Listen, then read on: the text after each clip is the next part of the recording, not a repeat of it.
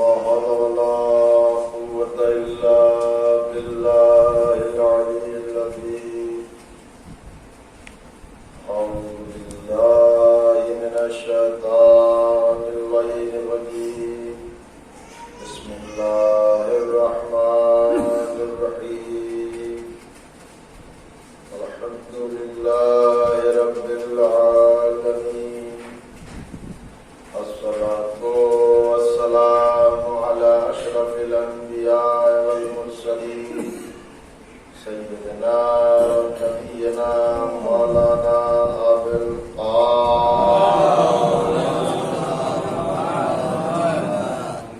الصلاة والسلام على أهل بيته الطيبين الطاهرين المعصومين المظلومين المنتخبين المنتجبين. أذهب الله عنهم الرجس وطهرهم تطهيرا.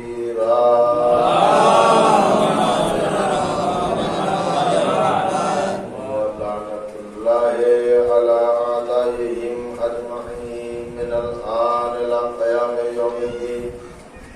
أما بعد فقد قال الله تبارك سبحانه وتعالى في كتابه المجيد وفرقانه الحميد وقوله الحق.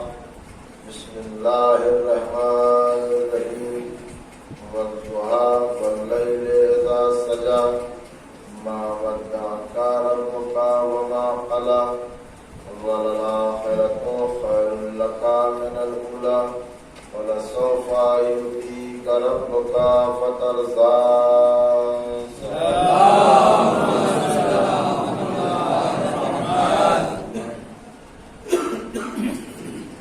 قرآن مجید اللہ کا اس کلام، اس کی طہارت پاکیزگی کے لیے خود اللہ نے قرآن میں اعلان کیا، جب تک طیب و طاہر نہ ہو جاؤ قرآن کو مسئلہ. یہ عظیم کتاب ہے کہ جس کے لیے اللہ نے کہا الف لام میم ذالک الکتاب لا ریب فیہ. یہ وہ کتاب ہے کہ جس میں شک و شبہ کی گنجائش نہیں.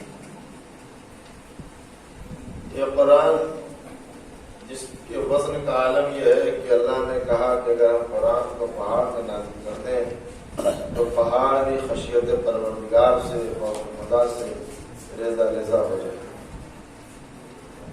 اللہ نے قرآن کی حفاظت کی ذمہ داری لی اور اعلان کیا انا نحن نزلنا الذکر وَإِنَّا لَهُ لَحَافِظُونَ کہ ہم نے قرآن کو نازل کیا ہے اور ہم ہی اس کی حفاظت کریں.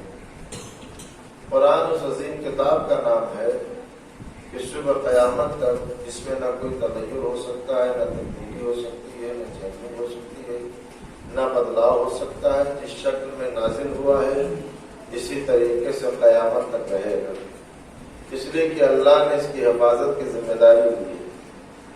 قرآن صامت ہے، خاموش ہے. قرآن بولے گا نہیں، قرآن روکے گا نہیں، قرآن منع نہیں کرے گا.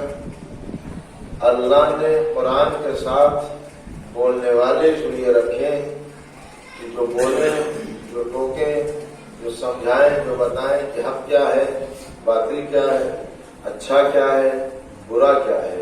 تو یہ جو وارثان قرآن ہیں یہ صاحبان علم ہیں، اور ان کے علم کا معیار یہ ہے کہ قرآن یہ کہہ رہا ہے وَمَا يَعْلَمُ تَأْوِيلَهُ إِلَّا اللَّهُ وَالرَّاسِخُونَ فِي الْعِلْمِ. اس قرآن کے مقصد کو وہی سمجھتے ہیں جو علم میں ڈوبے ہوئے ہیں. یہ شان سوائے آل محمد کی کسی کے یہاں نہیں ہے. انسان بہت بڑا عالم ہوتا ہے تو ہم کہتے ہیں کہ اس کے پاس بہت بڑا علم ہے، یعنی علم الگ ہے، اس کے پاس آ گیا. یہاں یہ ہے کہ علم میں ڈوبے ہوئے ہیں، گویا علم کا سمندر ہے جس میں یہ غوطہ زن ہے. اس تصور ہی نہیں کیا جا سکتا کہ یہ عالم نہ ہو. اور عالم اسلام میں پوری کائنات میں ان سے بڑا عالم نہیں ہے. یہ زمانے کی بدنصیبی تھی کہ علی سے بجائے اس کے کہ فیض حاصل کریں، استفادہ کریں، کچھ لے لیں، पलट कर अली के इल्म को आजमा रहे हैं कि अली आलिम कितने बड़े हैं, अली को नॉलेज कितनी है, अली पढ़े लिखे कितने हैं। और एक अशस इब्न कैस, ये वही कबीला है जो लानतियों का है, मरहूमों का है। जादा बिन्त अशस, मोहम्मद इब्न अशस, ये करबला में भी कातिल इमाम में शामिल है। अशस इब्न कैस ने मेरे मौला से मस्जिद कुफा में पूछा, जब मौला ने कहा सलूनी सलूनी, जो पूछना हो तो पूछ लो, तो ये खड़ा होकर पूछता है, मौला ये बताइए कि मेरी दाढ़ी के बाल कितने हैं, और कर रहे हैं आप, मेरे सर में बाल कितने हैं? कहा जितने हैं सब शैतान के हैं और तुझ पे लानत बरस रही है कयामत तक। और कर रहे हैं आप। तो ज़हनियत ये है, मेंटेलिटी ये है, सोच ये है, ख्याल ये है कि हमें इल्म अली को नापना है, हमें इनके इल्म को तौलना है कि आलिम कितने बड़े हैं। जिसको अल्लाह ने इल्म अता किया हो, दुनिया में कौन सा पैमाना है जो उसके इल्म को तय करेगा कि ये कितना बड़ा आलिम है। जो अल्लाह की बारगाह से इल्म लेके आए हैं, दुनिया अंतुष्ट बरंदा है, हैरान परेशान है कि वो मसले जो अली ने हल कर दिए, कायनात आज तक समझ ही नहीं पा रही है कि अली कितने बड़े आलिम का नाम था। और लोग गलती से कहीं चले जाते थे लेकिन फिर पलटकर यहीं आते थे, इसलिए कि ये हल्लाले मुश्किलात है। इनका इल्म कुरान का इल्म है, इनका फैसला खुदा और रसूल का फैसला है, यहाँ बेईमानी नहीं होगी। तो शख्स है, उसने एक ज़ईफा, एक बूढ़ी औरत के पास अपनी अमानतें रखवा दी, कुछ कीमती पैसे हैं, कुछ रकम है, कुछ दिरहम दीनार है, रखवा दिए और कहा देखो अमानत के तौर पे तुम्हारे पास है, जब हम दोनों आए तब देना, जब दोनों साथ में आए तब देना। दोनों ने साथ में रखवाई है। कुछ दिन गुजरे, इनमें से एक रोता पीटता हुआ, चीखता चिल्लाता हुआ आया कि मैं तो लुट गया, मेरा साथी मर गया, खत्म हो गया, कत्ल कर दिया गया। वो आया और आके उस ज़ईफा से, उस औरत से कहता है कि वो तो मर गया है, लिहाजा जो रकम रखी है वो मुझे दे दी जाए। उसने ये सोचा कि जब वो मर गया है तो अकेला वारिस ये बचा, उसने रकम दे दी। इधर ये रकम लेके चले गए, वो दूसरे वाले हजरत भी आ गए और उन्होंने कहा कि कहाँ है पैसा, कहाँ है रकम, कहाँ है ये जो हमने तुमको दिया था? कहा वो तो तुम्हारा दूसरा साथी आया था और उसने कहा कि तुम मर गए हो, लिहाजा हमने दे दिया। कहा नहीं, मैं तो जिंदा हूँ, मैं तो जिंदा हूँ और मैं रकम लेके जाऊंगा। अदालत हैरान है, चले गए गलत जगह जहाँ जाना नहीं था। फैसला हुआ इस औरत को देना पड़ेगा। वो गरीब बेचारी मुफलिस और लाचार, कहाँ से इतनी रकम लाके दे, कहाँ से इतने पैसे लाके दे। एक मर्तबा मायूस होकर निकली, देखा कि सलमान फारसी बाहर खड़े हैं। सलमान फारसी से उसने अपनी बात बताई तो सलमान फारसी ने कहा कि गलत एड्रेस पे आ गई तुम, यहाँ से मुसीबतें दूर नहीं होती, ये तो खुद मुसीबत बने हुए हैं, ये तो खुद परेशानी है, ये क्या हल करेंगे।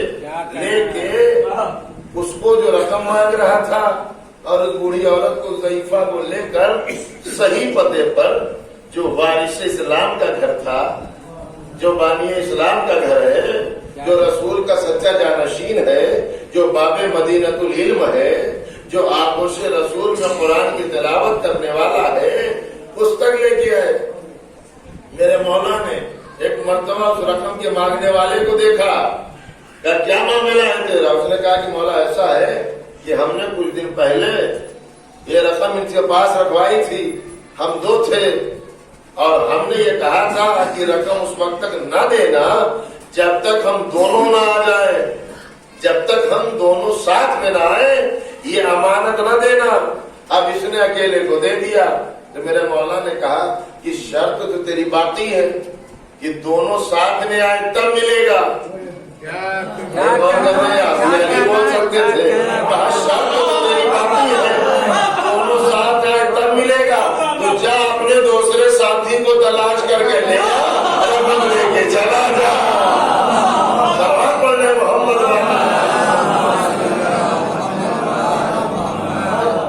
ये वो फैसले हैं कि जो अली के अलावा करे कौन?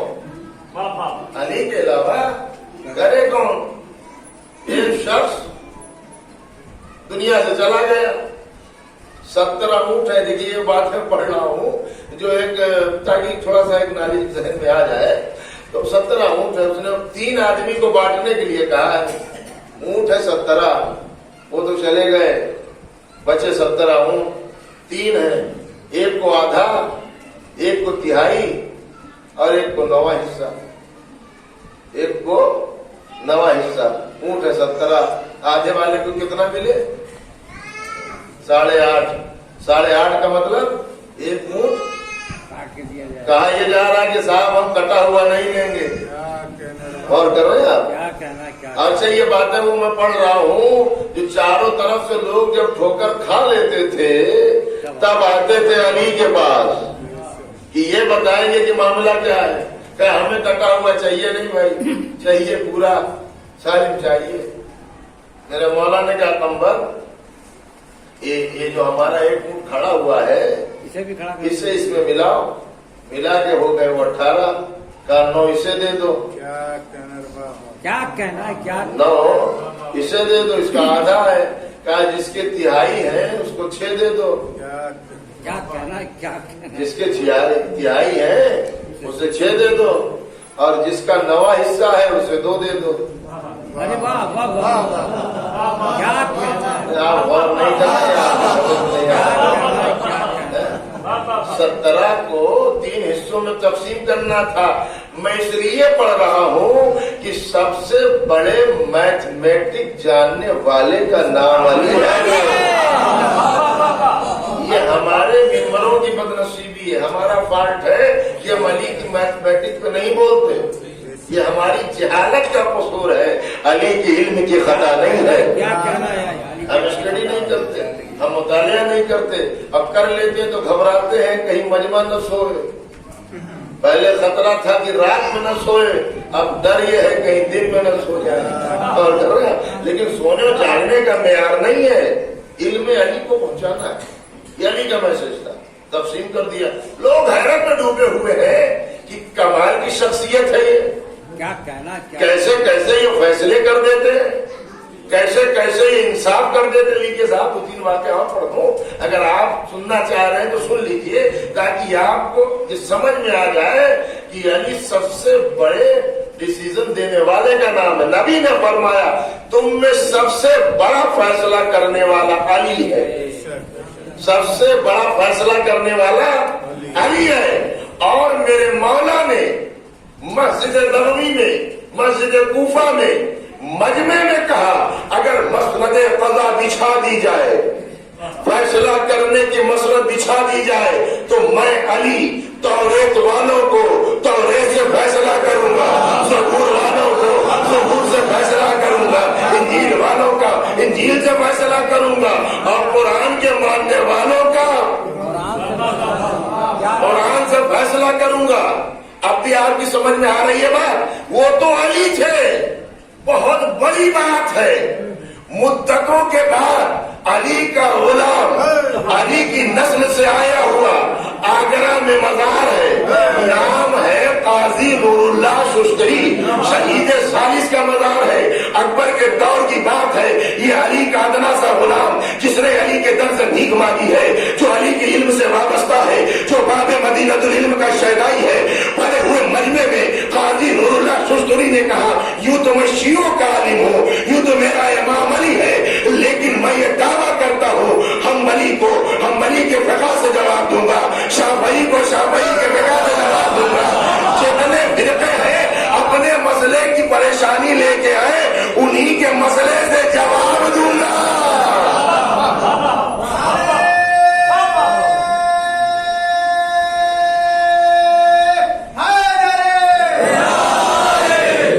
آپ غور کر رہے ہیں, یہ علم کی طاقت تھی, یہ علم کی طاقت تھی. میرا عزیزو, میرے مولا نے کہا میں فیصلہ کروں گا.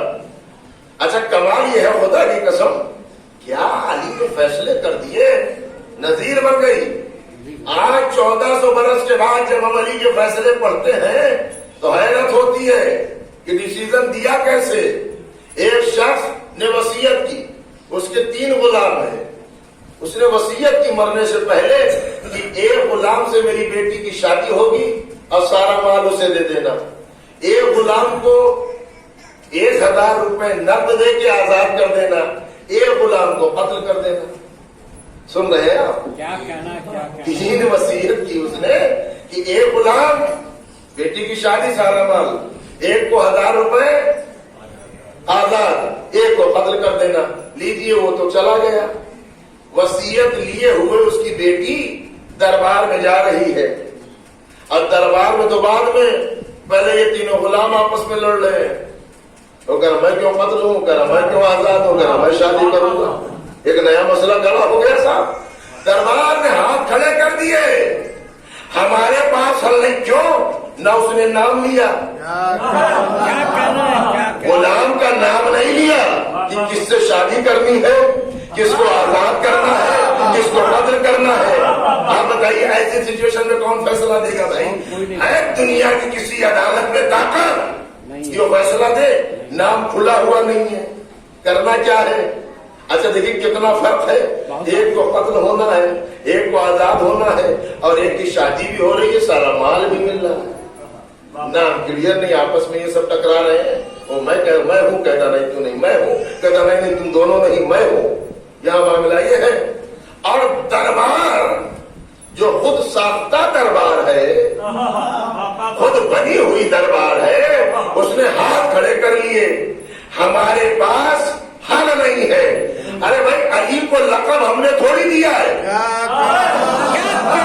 علی کو لقب ہم نے نہیں دیا، جن کی مشکلیں دور ہوتی تھی نا، وہ جب نکلتے تھے تو کہتے تھے کیوں نہ ہو، یہی تو حلال مشکلات ہے، یہی تو مصیبتوں کو دور کرنے والا ہے۔ یہ بے زبان اچھا، وہ لوگ کہتے ہیں بھائی ہمارے پاس تو حل نہیں ہے، مدینے میں شور، کیس بڑا عجیب ہے، کیا حل ہوگا؟ پورا مجمع تماشائی بنا ہوا، اور سلمان ابو ذر اندر اس کو لے کے وہاں آئے جہاں حل ہونا تھا۔ کیا کہنا ہے؟ وہاں مولا یہ مسئلہ ہے، تو کیا معاملہ ہے؟ کہ وصیت یہ ہے، ایک کی شادی اور زیادہ، ایک کو آزاد اور ایک کو قتل کرنا۔ میرے مولا نے کہا اچھا ٹھیک ہے، ایک غلام کو میرے پاس بھیجو، پورا مدینہ تماشا دیکھ رہا ہے اور کر رہے ہیں، یہی تو ہم آج تک دیکھ رہے ہیں بھائی، علی بولتے ہیں تو دنیا سنتی ہے، کیا ارے علی تو بہت بڑی شخصیت کا نام ہے، علی کے غلام بولتے ہیں تو دنیا سنتی ہے، یہ شاعر پڑھ رہا ہے، قصیدہ پڑھ رہا ہے، مجلس نوحہ، یہ مت ایک کو بھیجا جائے۔ اچھا کوئی الگ لائن کو تو نہیں گفتگو ہو رہی ہے؟ ارے بہتر ہے، ٹھیک ہے نا، غور کریے، کبھی آپ سوچیں گے صاحب اسی میں لگ گئے ہیں، تو معاملہ یہ ہے کہ مولا بیٹھے ہوئے ہیں اور سارا مدینہ تماشا دیکھ رہا ہے، کس بات کا؟ علی کے فیصلے کا، علی کی عدالت کا، علی کیا ڈیسیزن دیں گے، علی کیا سنائیں گے۔ میرے مولا نے کہا ایک کو بھیجو، دعا آ گئے۔ مولا نے کہا کہ ایسا ہے، یہ چھری رکھی ہے بہت تیز، جا اپنے مالک کی قبر کھود کے اس کا سر کاٹ کے لے آ، تاکہ میں تیرا فیصلہ کروں، تاکہ میں تیرا فیصلہ کروں۔ اس نے چھری کو دیکھا، علی کے چہرے کو دیکھا، ہاتھ جوڑ کر کہتا ہے مولا یہ ہم سے نہیں ہوگا، یہ بے وفائی میں نہیں کر سکتا، یہ بے وفائی نہیں کر سکتا۔ اگر آپ جملہ برداشت کر سکتے تو سنیے، وہ کہتا ہے مولا میں نے برسوں اس کا نمک کھایا ہے، میں نے برسوں اس کا نمک کھایا ہے، میں غداری نہیں کر سکتا، میں چھری کو چھری نہیں سکتا۔ کیسی بات ہے؟ سوچ لے، مجھے فیصلہ کرنا ہے، سوچ لے۔ کہا مولا بالکل سوچ لیا، میں میرا مالک، وہ میرا مالک تھا، میرا آقا تھا، مجھے کھلایا ہے، میں نے اس کے در پہ روٹیاں کھائی ہیں۔ غیرت ہو تو کسی میں بھی ہو، بے غیرتی کا کوئی دین نہیں ہوتا۔ کوئی مذہب نہیں ہوتا. غیرت ہو تو کسی کو کہہ لگا نہیں چھوا نہیں چھری کو. مولانا نے کہا دوسری طرف چلا گیا. خمر دوسرے کو لاؤ. حضرت سلمان دوسرے کو لے کے آئے. وہی جملے مولانا نے کہے یہ چھری رکھی ہے جا قبرستان قبر کھود اپنے مالک کے کاٹ کے لیا تاکہ میں تیرا فیصلہ کروں. ٹھیک ہے. چھری اٹھائی. تھوڑی دور چلا گیا تھا. نہ جانے کیا خیال میں آیا. ضمیر نے ملامت کی. احساس ہوا پلٹ کر آیا. چھری رکھ دی مولا نے. نہیں دیکھ رہے آپ اس کو بھی تھوڑا سا احساس ہو گیا کہ بھیا میں نے بھی نمک کھایا ہے, میں نے بھی یہاں روٹیاں کھائی ہیں. یہ سب باتیں میں غیرت کی پڑھ رہا ہوں. یہ باتیں میں غیرت کی پڑھ رہا ہوں. اگر اس جملے کو آپ محفوظ رکھیں تو کہہ دوں. اب غیرت کا تقاضا تو اتنا ہے. ایک نجس جانور جو نجس العین ہے, کتا جسے کہتے ہیں, اگر 4 دن آپ اسے روٹی کھلا دے تب بھی وہ آپ سے غداری نہیں کرے گا. یہ جانوروں کی خاصیت ہے اور انسان کی تو بازی میں نہیں کر رہا. آدھے راستے گیا پلٹ کرا گیا. چھری رکھی نہیں. میں اپنے مالک کے ساتھ نہ قبر کھودوں گا اب نہ. مولانا کا ادھر چلا گیا. وہ الگ وہ الگ کا. تیسرے کو بھیجا جائے. تیسرا آیا. وہی بات فیصلہ کروانے کہا کہ قبرستان کھود اپنے مالک کا سر کاٹ کے لیا. اس نے چھری اٹھائی اور بڑی اسپیڈ سے چلا قبرستان کی طرف. مولا نے اپنے پاس جو کھڑے تھے لوگ ان سے کہا کہ جیسے ہی یہ قبر کھودنے لگے گرفتار کر کے لیتے ہیں. پیچھے لگا دیا گیا آدمی. یہ گیا قبر اس نے کھودنی ابھی شروع ہی کی تھی کہ سپاہیوں نے لوگوں نے گرفتار کر لیا. اب آ کے معاملہ یہاں لے گرفتار کر کے لے آئے. وہ تینوں کھڑے ہیں دربار میں تماشا دیکھ رہا ہے بھرا ہوا مدینہ. لوگ اس چکر میں علی نے کیا کیا, علی نے کیا کیا. اما جو علی کے فیصلے نہ سمجھ سکے سمجھ نہیں. یہ کیا ہو گیا, یہ کیا ہو گیا. اب میرا مولا وارث علم نبی, وارث قرآن, باب مدینہ نبیوں کا وارث, دین کا محافظ, قرآن کا ذمہ دار کھڑا ہوا اور کھڑا ہو کے کہنے لگا جس نے چھری کو چھوا نہیں تھا, کہا کہ میں نے اس کے ساتھ بیٹی کی اس کی شادی کی اور ساری جائیداد اس کے حوالے.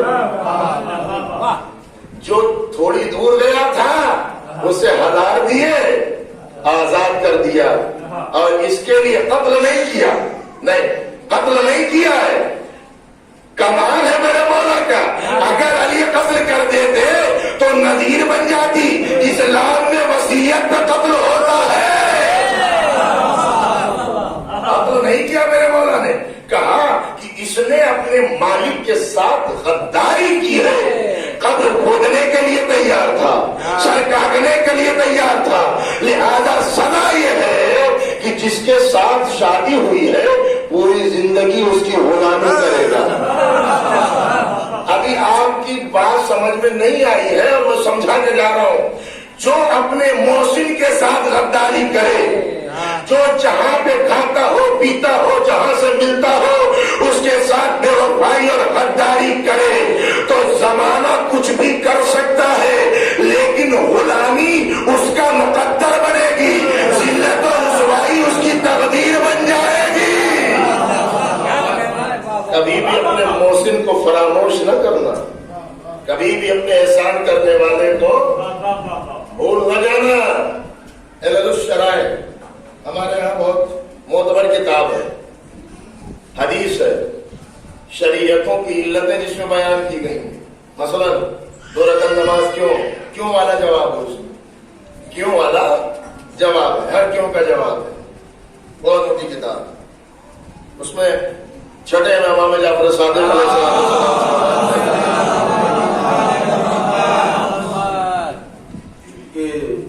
پوچھنے والے نے پوچھا مولا کتے کی بڑی فضیلتیں ہیں, کتے کی بڑی فضیلتیں ہیں, اس کا دماغ اگر خراب ہو جائے تو اپنے مالک کا گھر چھوڑ دیتا ہے، اپنے مالک کے دماغ پہ حملہ نہیں کرتا، اپنے آقا کے دماغ پہ حملہ نہیں کرے گا، خود چلا جائے گا۔ مولا اتنی خوبیاں اس کے بعد بھی یہ نجس ہے، اس کے بعد بھی اور ایسا نجس کہ یعنی نجس پاک ہی نہیں ہو سکتا، پاک ہی نہیں ہو سکتا۔ کیوں؟ چھٹے امام فرماتے ہیں، کہتے ہیں کہ اس لیے اللہ نے اسے نجس العین قرار دیا۔ دیکھیے مولانا صاحب کے جملے نہیں ہے نا، مولانا صاحب کو آپ چاہے سمجھے نہ سمجھے، مولا کی قول کے ساتھ غداری نہ کریں۔ ہاں اس میں پھنس جائیے گا تو بہت بہت معاملہ سیریس ہوتا ہے۔ پوچھنے والے نے پوچھا مولا یہ نجس العین کیوں؟ جو خوبیاں ہیں ٹھیک ٹھاک ہے۔ مولا نے کہا کہ اللہ نے اس لیے اسے نجس العین بنایا ہے کہ ساری خوبیاں اس کی اپنی جگہ پر ہے، صرف ایک عیب کی وجہ سے۔ مولا وہ عیب کیا ہے؟ کہا وہ عیب یہ ہے کہ اپنی برادری کے خلاف بھونکتا ہے۔ نہیں سمجھے؟ اگر سمجھ گئے ہیں تو پھر کم از کم گردن ہل جانی چاہیے۔ خوبیاں ساری ہیں، کیا ہے؟ اپنی برادری، اپنی قوم، اپنے لوگوں کے خلاف بھونکتا ہے۔ اس کا مطلب یہ ہے کہ کہا جائے یا نہ کہا جائے، جو اپنوں کا دشمن بن جائے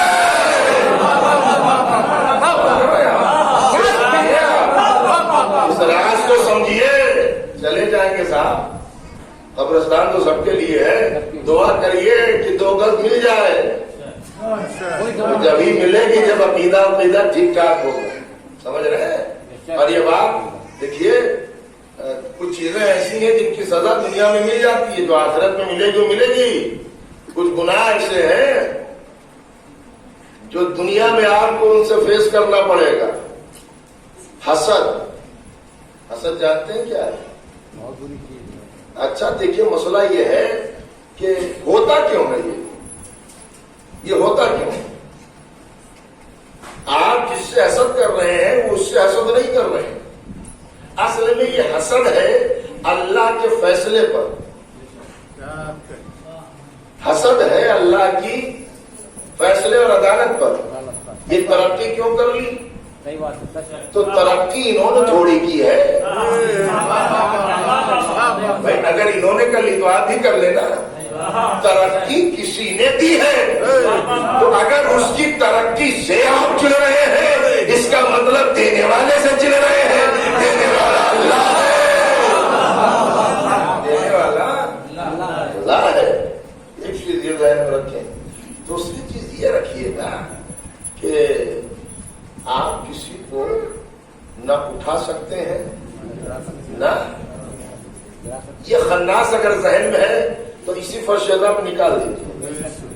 آپ نہ کسی کو، یا دوسرے لفظوں میں کہوں، نہ آپ کسی کو عزت دار بنا سکتے ہیں نہ آپ کسی کو ذلیل کر سکتے ہیں۔ آئے پڑھو، وَتُعِزُّ مَن تَشَاءُ وَتُذِلُّ مَن تَشَاءُ بِيَدِكَ الْخَيْرُ۔ یہ آیت ہے، عزت دے اللہ جسے چاہتا ہے، تو عز من تشاء، اللہ جسے چاہتا ہے اسے عزت دیتا ہے، اللہ جسے چاہتا ہے اسے، تو طے ہے نا کہ ہم کسی کو نہ عزت دے سکتے ہیں اور نہ۔ اچھا، ہماری عزت و ذلت کا معیار کیا ہے؟ ہمیں اپنا فائدہ ہو تو ذلیل ایماندار ہے، اگر ہماری اپنی ذات کا فائدہ ہو۔ دیکھیے، ہم منگل گرہ میں نہیں رہتے، ہم بھی انڈیا میں رہتے، ہندوستان میں رہتے، سمجھ رہے؟ اور آپ سے زیادہ برادری سے ٹچ ہے، پورے ہندوستان کے قوم سے ٹچ ہے، پورب سے پشچم تک۔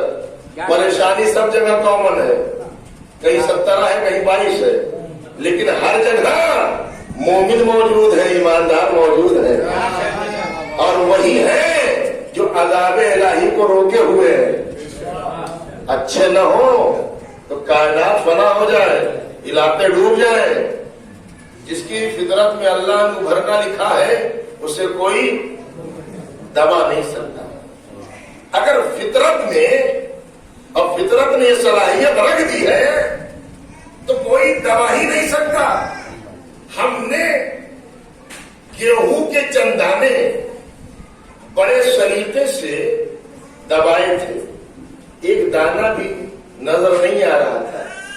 पटरेल से उसे बराबर कर दिया था, दिखाई न पड़े। तो किसी ने ये सोचा कि हमने दबा दिया है, शायद दब जाएगा, शायद दब जाएगा। अच्छा, कुछ दिन वो दबा हुआ भी था, नहीं गौर करेगा, जिससे हमने दबाया था कुछ दिन दबा हुआ था, और हम बैठे हुए घर पे मुस्कुरा रहे थे, दबा दिया, खत्म हो गया, फना हो गया, मिल गया, हालत खराब कर दी है।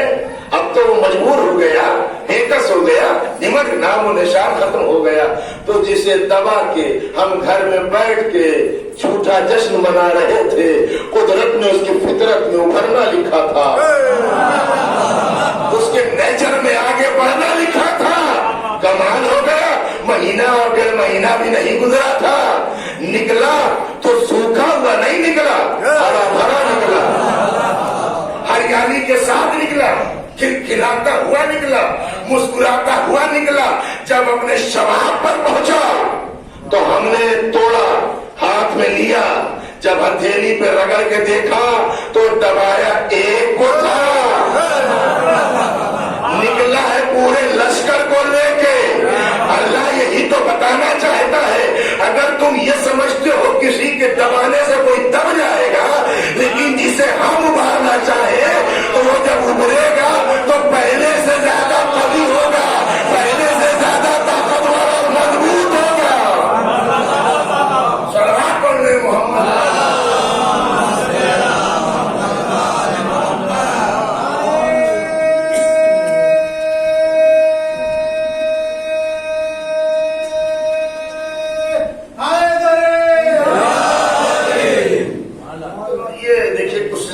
अचानक ये हुआ है जो आज पढ़ रहा हूँ ये, लेकिन ये बातें बहुत जरूरी है।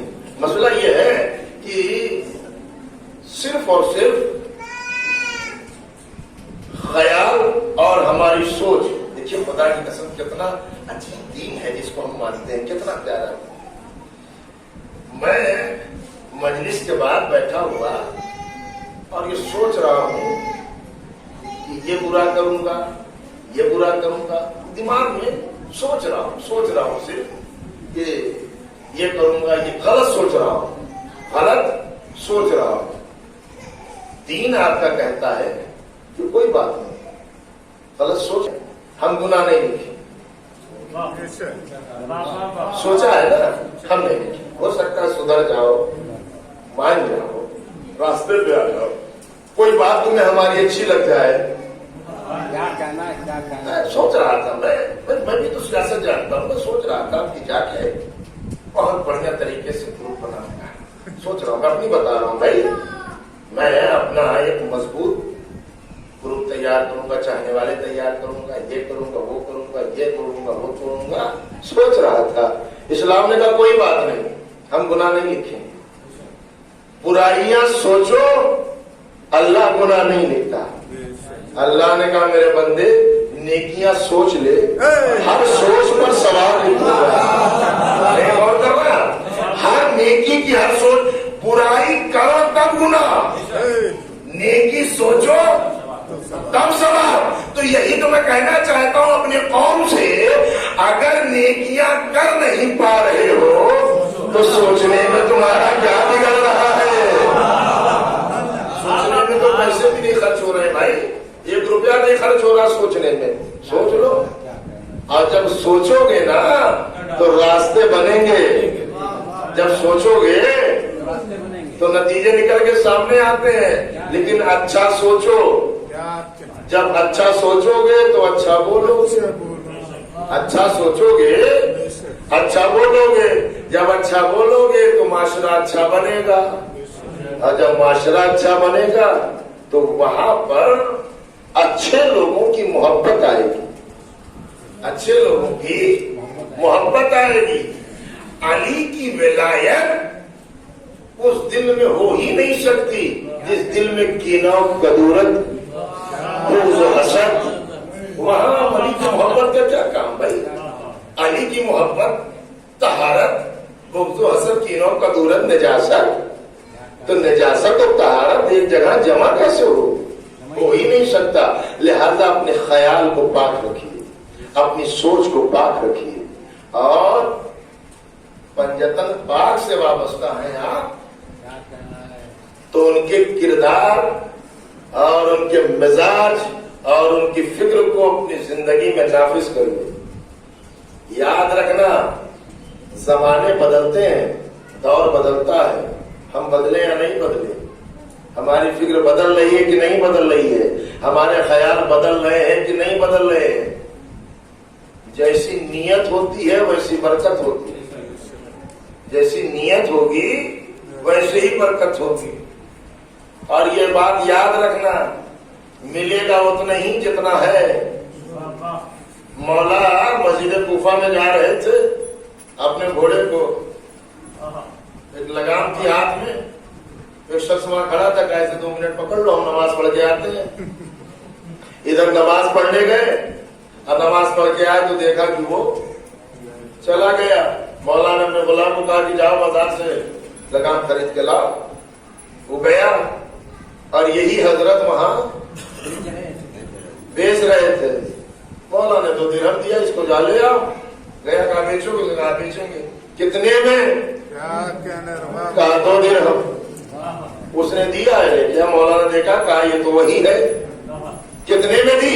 कहा मौला आपने 2 दिरहम दिए थे, मैंने उससे पूछा, उसने 2 दिरहम कह दिया, मैंने मोल भाव किया नहीं, जो आपने दिया था मैंने उसे उठा के दे दिया। अब अली का जुमला सुनो, मेरे मौला ने कहा मैंने भी नियत यही की थी कि जब नमाज पढ़ चुकूंगा इसे 2 दिरहम दूंगा, लेकिन इससे सब्र न हुआ, ये जल्दबाजी करके चला गया। यानी इसकी किस्मत में 2 ही दिरहम थे, सब्र करता तो हलाल दे पाता, सब्री की तो हराम नाजायज में मिल गया। ये सारी बातें ये है कि जिससे हमें सोचना और समझना है मेरे अजीजों। तो इल्म अली दास कर रहा था, दुनिया हैरान है कि अली कितने बड़े आलिम का नाम है, अली कैसे फैसला करने वाले का नाम है। मेरे मौला के पास 2 औरतें आती हैं, 2 औरतें आती हैं, एक बच्चा है। औरतें 2 बच्चा है, वो कह रही है मेरा है और ये मेरा। गवाह न इसके पास है न उसके पास है, फैसला हो कैसे? फैसला करना है अली को। बच्चा 1 माँ 2, वो मेरा हो गया मेरा। मौला ने कहा कंबर से कंबर तलवार लाओ और बच्चे को 2 टुकड़ों में तकसीम कर। तो अगर आप यहीं तक पढ़ेंगे तो कहेंगे अली कितने बड़े माज़अल्लाह जालिम थे, बच्चे के टुकड़े करवा रहे हैं। जो अली अपने जानवर को ताजियाना न मारे। और एक मर्तबा जिसका हकीकी था ना, उसने कहा कि मौला नहीं मेरा नहीं, इसी का है। जो देखिए नफ्सियात है ये, जो हकीकी माँ थी उसने कहा मौला मैं अपना दावा वापस लेती हूं, ये इसी को दे दीजिए, ये इसी को दे दीजिए। मौला ने कहा कंबर बच्चा उसकी गोद से लेके इसको दे दो। कहा मौला इसने तो दावा अपना वापस ले लिया, कह रहे इसी का है। कहा इसने दावा इसलिए वापस लिया कि ये हकीकी माँ थी, ये इसका खून जिगर है, इसकी तमन्ना ये थी कि मेरा बेटा है, कत्ल न हो, कहीं भी रहे, पल जाएगा, जिंदा सलामत रहेगा। कभी तो ममता का जोश आएगा, कभी तो माँ की ममता जागेगी, जिंदा रहेगा, वापस पलट के आ जाएगा। इसका मतलब ये है जो हकीकी वारिस होता है वो बर्बाद होते हुए नहीं देख सकता, वो बर्बाद होते हुए नहीं देख सकता। उसका मकसद ये है दुश्मन के यहाँ रहे, पल जाए, कभी तो समझदार होके आ जाएगा। दुनिया हमसे कहती है अली ने नबी के बाद तलवार उठाकर खिलाफत क्यों नहीं ले ली? अली इस्लाम को नहीं खत्म करना चाहते थे दुश्मन के घर ही सही, बल्कि बड़ा हो जाए, समझदार होगा, 25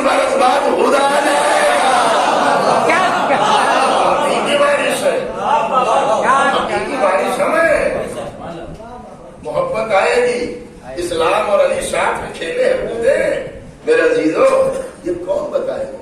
ये सिर्फ और सिर्फ अली का इल्म फैसला कर सकता है। ये मेरे मौला का इल्म था जो फैसले कर रहा है। अली से बड़ा फैसला करने वाला कोई नहीं है। अली से ज्यादा तो खुदा जिससे कभी अली के फैसले पर कोई आपत्ति हुई नहीं, कोई ऑब्जेक्शन हुआ ही नहीं। दो शख्स आ गए लड़ते हुए, जंग कर लड़ रहे हैं, हाथापाई हो रही है, आस्तीन वास्तीन चढ़ा के अरब के दो लड़ते हुए आ गए। अरे भैया क्या हुआ? एक कह रहा है कि ये मेरा गुलाम है, मैं आता हूं। दूसरा कह नहीं ये गुलाम है।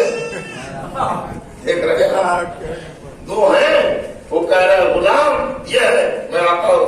कह नहीं मैं आता हूं, ये गुलाम है।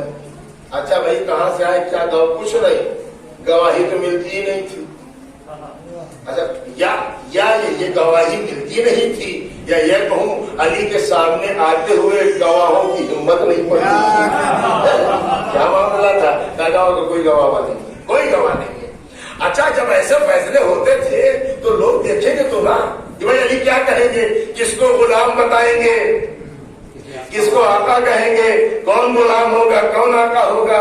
अच्छा गुलाम कह रहा है कि मैं आका, अच्छा कोई एक ही तो होगा ना आका, ये गुलाम है। लेकिन अक्सर गुलामों की ये हिम्मत होती है कि वो आका बनने की कोशिश करते हैं। ये अगर मैं बहुत स्टाइल से पढ़ता तो सब खड़े होते हैं, तो अब सारी बात तो चीज की नहीं होगी। ये गुलामों की पुरानी फितरत है कि वो आका बनना चाहते हैं। और आसान करूं, ये नजिस आगोश का असर होता है कि जिनके टुकड़ों पे पर्दे हैं उन्हीं के आगे मुकाबला करते हैं। ये सब तारीफ है ना। तो कहने लगे कि वो कह रहा मैं आका, नहीं मैं आका, फैसला अली को करना है, डिसीजन अली को देना है। दुनिया देख रही है कि अली किसे आका कहेंगे और किसे। अच्छा मौला ने कहा सलमान उधर एक काम का क्या करना है मौला का? करना यह है कि मस्जिद में 2 सुराख कर, ऐसा कि जिसमें सर निकल जाए। और लगे तुम बोलो सलमान ड्यूटी लग गई ना, ऑर्डर मिल गया, मौला अली का हुक्म मिला, शुरू कर दिए। अब लोग देख रहे हैं सुराख उराख क्यों? ये क्या ये बताना है कि गुलाम कौन है, आका कौन है, और ये मस्जिद में सुराख करा रहे हैं। लोग देख रहे हैं, तमाशा देख रहे हैं। अच्छा सुराख हो गया, वो कोई लिट्टर की और वो मजबूत दीवारें थोड़ी थी उस जमाने में, 2 मिनट में सुराख हो गया, लीजिए साहब। अब जो सुराख हुआ तो मेरा मौला ने कहा दोनों से कहो कि अपनी गर्दन उसमें डाल। अब उन दोनों ने अपनी अपनी गर्दन डाल दी। लोग हैरत में डूबे हुए हैं कि ये गर्दन निकली हुई है। अली गुफ्तगू में मशगूल हो गए। मेरा मौला बातें कर रहा है ऐसे कि जैसे उधर ख्याल ही नहीं। एक मर्तबा जब चंद लम्हे गुजरे, 10-5 मिनट गुजरे, तो आवाज दी मेरे मौला ने, कंबर मौला हो, कहा गुलाम की गर्दन काट दो। वही गौर किया आपने, कहा गुलाम की गर्दन काट दो। ये मुझे कहने में देर लगी, गुलाम की गर्दन काट दो। ये जुमला जितनी देर में मैंने कहा ना गुलाम की गर्दन काट दो, इससे पहले गुलाम ने गर्दन खींच ली। तवज्जो नहीं कर रहे, गुलाम ने गर्दन खींच ली। मौला आपने क्या फैसला कर दिया? कहा मैंने हर दौर के लिए फैसला कर दिया, जब गुलाम और आका समझ में ना आए तो तलवार से फैसला कर लेना। जो तलवार के सामने टिक जाए वो आका है, जो तलवार लेकर भाग जाए।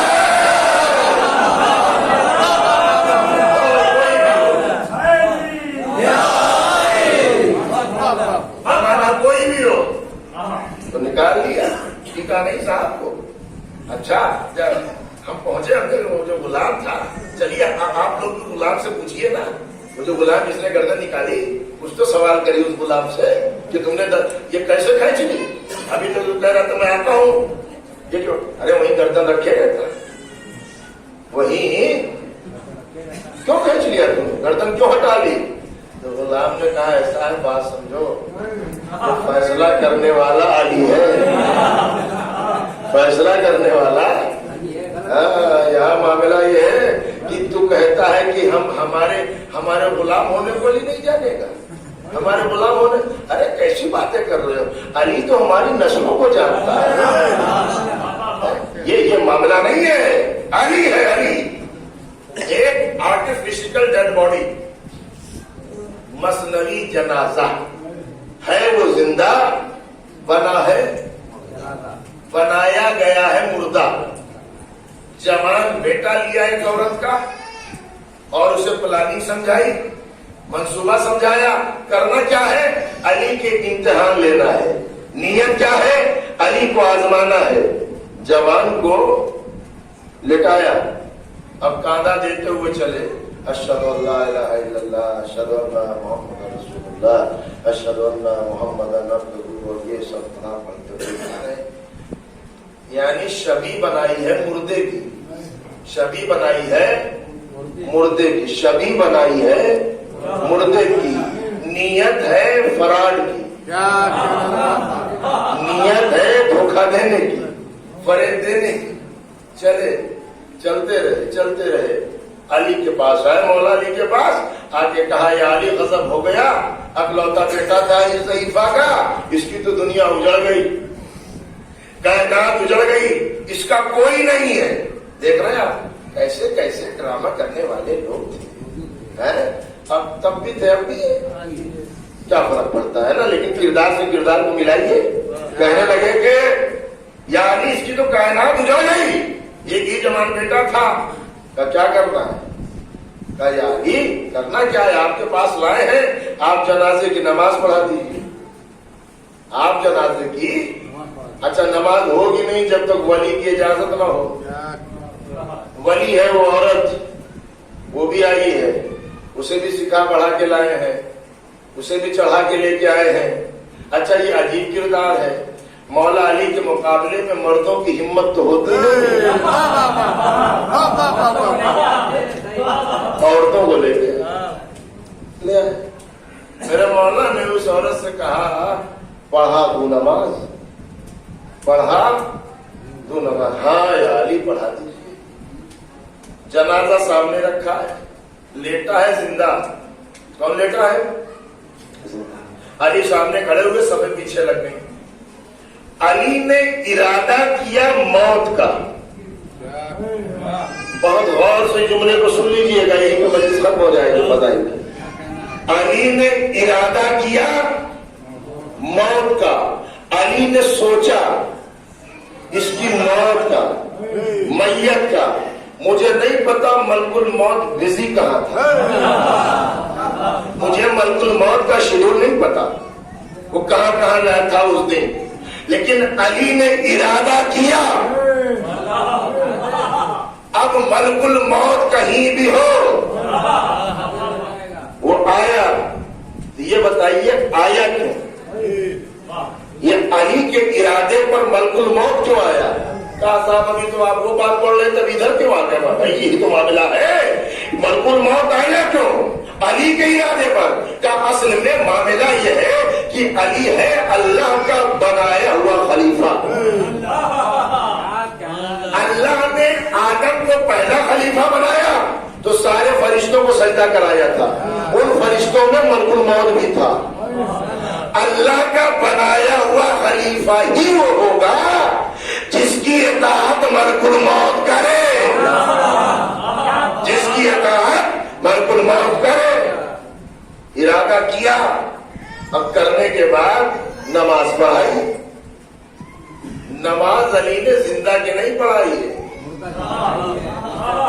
علی نے زندہ کی نماز نہیں پڑھائی ہے، مردے کی پڑھائی ہے، اور ادھر ان میں ٹونیاں چل رہی ہیں، آج پتا چلے گے کتنے بڑے عالم، بہت بڑے بڑے دعویٰ کرتے ہیں، زمین سے زیادہ آسمان کے راستے جانتے ہیں، یہ جانتا ہوں، ایک مرتبہ سب تیار ہو کے اور کہا یا علی آج پتا چلا کتنا بڑا علم ہے، کہا کیا ہوا، کہا یہ جو زندہ ہے چادر کے نیچے جو لیٹا ہے زندہ، آپ کو تو یہی نہیں پتا چادر کے نیچے کون ہے آپ یہ نہیں جانتے، آسمان کی کیا جانیں گے، کہا میں تم جیسا تھوڑی ہوں کہ میں نبی کی چادر اوڑھ کے لیٹا تھا تو تم پوری رات نہ سمجھ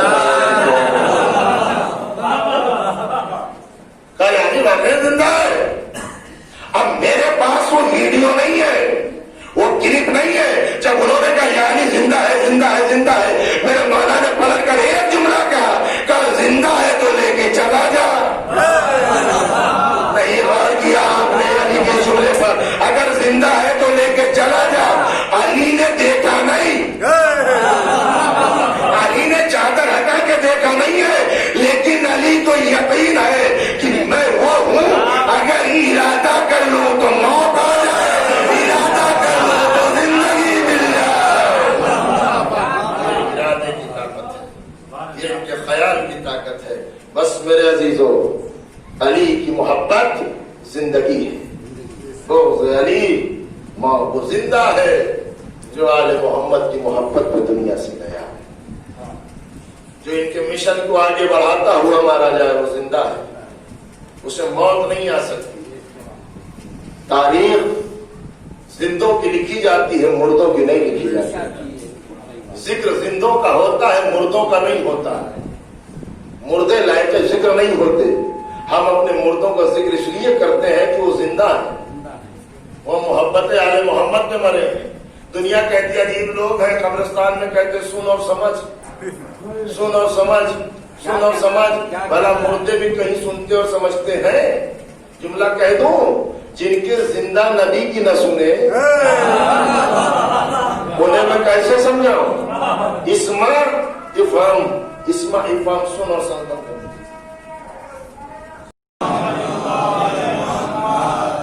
میرے عزیزو, یہ کلمہ اللہ اکبر, اللہ سب سے بڑا ہے.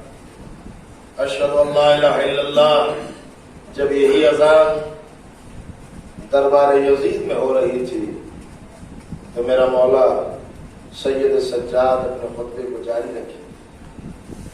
ادھر مؤذن اذان دے رہا تھا, مولا مقصد اذان سمجھا رہے تھے. اور سجاد جس کے ہاتھوں میں ہتکڑیاں تھیں, جس کے پیروں میں بیڑیاں تھیں, جس کے گلے میں توق خاردار تھا, لیکن میرے امام کا حوصلہ, میرے بیمار امام کا جذبہ باطل کے دربار میں بھی حق کا پرچم بلند کر رہے تھے. ایک مرتبہ جب مؤذن نے کہا اشہد ان محمد رسول اللہ, میرے مولا نے یزید کو دیکھ کر کہا یزید یہ بتا, یہ محمد تیرے جد کا نام ہے یا میرے جد کا نام ہے؟ یہ محمد رسول اللہ تیرے جد ہے یا میرے جد ہے؟ میرے عزیزو, میرے مولا نے دربار میں بھی اپنے خطبے کے ذریعے سے زمانے کو بتایا کہ دیکھو ہمارا قبیلہ کیا ہے, ہمارا مقصد کیا ہے. میرے عزیزو, آج 19 سفر ہے. اہل حرم مسلسل قید خانے میں, وہ بچی تڑپتی رہی, بیویاں تڑپتی رہی. وہ قید خانہ بھی کوئی معمولی قید خانہ نہیں تھا. 2 قید خانے تھے. ایک قید خانہ ایسا تھا کہ جس میں روشنی نہیں تھی, اور ایک قید خانہ ایسا تھا جس میں چھت نہیں تھا. کبھی ادھر کبھی ادھر. عزاداروں, جب جناب سکینہ کی شہادت ہوئی تو شہزادی سکینہ اس وقت اس قید خانے میں تھی جس میں روشنی نہ تھی, اندھیرا قید خانہ تھا. حکم رہائی جب ملا, سید سجاد اپنی پھوپھی سے آ کے کہتے ہیں پھوپھی اماں ہمیں اختیار ہے چلنے کا, لیکن سب سے پہلے حسین کی بہن نے اپنے بھائی کی فرش عزا بچھائی, اپنے بھائی کا ماتم کیا ہے. تبرکات جو لوٹے گئے تھے, شہزادی نے خواہش کی کہ چاہے جل گئے ہوں, چاہے جس کیفیت میں ہوں, چادریں آنا شروع ہوئی. تبرکات آنے لگے. جب چادروں کا سلسلہ شروع ہوا तो जनाब ज़ैनब जिस घर में बैठी हुई है, जो मकान खाली करवाया गया है, उस मकान में शाम की कुछ औरतें भी हैं।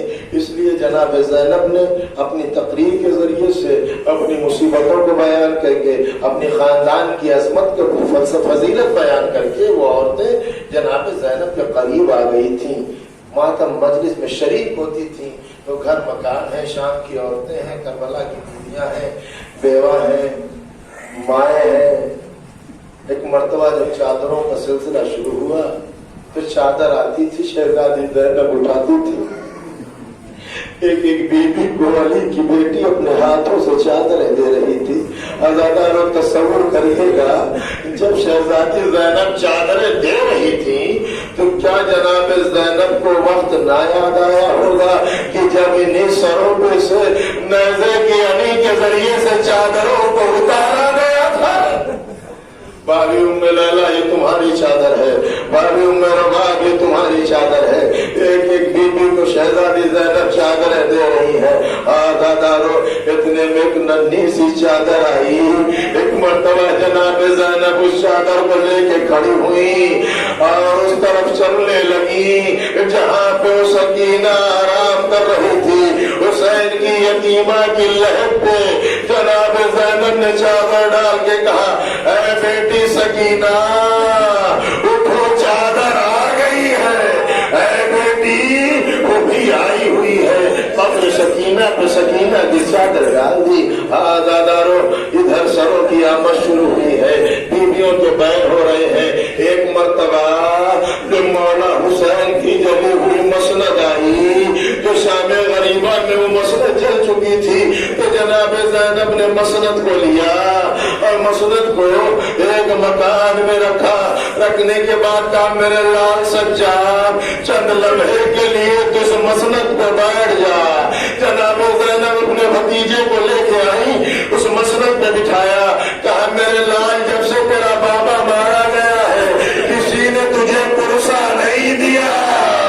ऐ बेटा सज्जाद, आज ये भूमि तुझे तेरे बाबा का पुरसा देती है।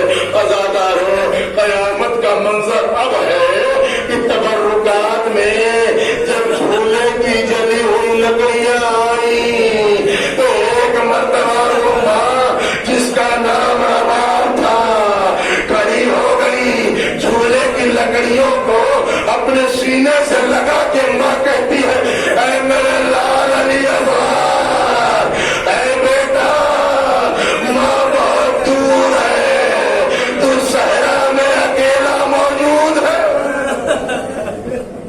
जज़ाकुम रब्बुकुम खैर जज़ा। रोज़ादारों ये काफिला चलने लगा। बशीर के क़यादत में ये काफिला जा रहा है। बशीर इब्न जज़ला आगे है। अब काफिले की शान ये है, हमारियाँ लगी हुई है, पर्दे लगे हुए हैं, बीबियाँ एक मर्तबा सवार है। शाम से काफिला करबला के लिए निकल रहा है। अज़ादारों एक मर्तबा जनाब ज़ैनब ने देखा सारी बीबियाँ आ गई है। एक भाभी उम्मे रबाब है जो नजर नहीं आती। एक मर्तबा शहजादी ने तलाश किया, उम्मे रबाब नजर नहीं आई। तो शाम की बीबी ने कहा, शहजादी जब हम आपके पास आ रहे थे तो हमने देखा कि एक बीबी है जो कैद खाने की जालियों के पकड़ के हाय सकीना, हाय सकीना, हाय मेरी बेटी कह रही है। अज़ादारो जनाब ज़ैनब समझ गई। एक मर्तबा कहीं जनाब उम्मे रबाब के कांधे पर हाथ रखा, पलट के शहजादी ने देखा। एक मर्तबा कहा, भाभी क्या मदीने न चलोगी, क्या करबला न चलोगी? एक मर्तबा कहा, शहजादी मैं मदीने जाके क्या करूं, मेरी सकीना कैद खाने में रह गई, मेरा वाली वारिस करबला में, मेरा अली असगर करबला में। शहजादी ज़ैनब ने कहा, भाभी चलो, अली असगर बुला रहा है, अली असगर बुला रहा है। आज़ादारों एक मर्तबा जनाब ज़ैनब शाम से चली हो, करबला के लिए बहन आ रही है, भाई का गम मनाने के लिए, भाई का जुल्म मनाने के लिए।